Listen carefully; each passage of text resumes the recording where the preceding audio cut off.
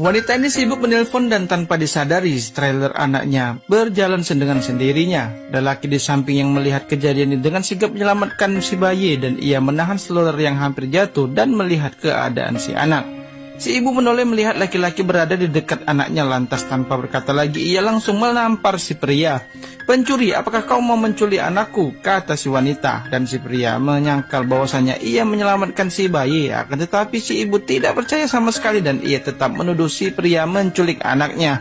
Lalu datanglah dua orang yang bertanya apa yang terjadi di sini, dan si ibu menjelaskan bahwa si pria mau menculik anaknya, dan lagi-lagi si pria penyelamat ditampar oleh laki-laki yang baru datang tadi. Tiba-tiba si wanita mengambil HP dan menghubungi, dan si pria penyelamat hanya bisa pasrah atas tuduhannya.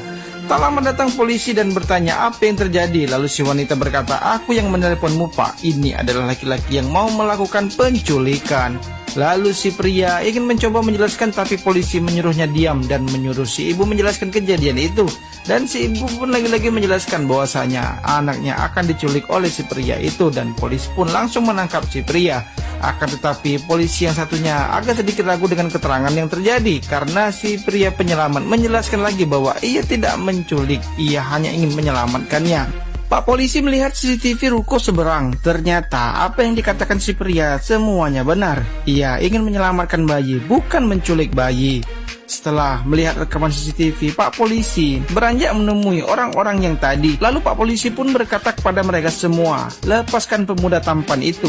Dia tidak bersalah." Semua yang ia katakan ternyata benar. Lalu si Pak polisi memarahi si ibu karena si ibu sibuk menelpon. Ia lalu lalai dalam menjaga anaknya. "Untunglah si pria tampan itu cepat menolong anakmu. Jika tidak, mungkin kau sekarang sudah menangisi anakmu." Lalu si ibu meminta maaf. Ia hanya terkejut karena si pria tampan mendekati anaknya, dan saya kira ia adalah penculik. Lalu si pria tampan berkata, "Aku memang miskin, jadi aku terlihat seperti pencuri. Tolong jangan menilai orang dari bentuk fisiknya." Lagi-lagi si ibu meminta maaf kepada si pria dan ia sangat menyesal. Lalu si pria yang menamparnya tadi pun meminta maaf, serta si wanita yang menelpon polisi. Lalu orang-orang di sana mengambil uang dan mereka pun mengumpulkan uang dan memberikannya kepada si pria tampan sebagai tanda minta maaf. Dan tanpa berpikir panjang, si pria tampan langsung mengambil uang itu dan berterima kasih kepada mereka.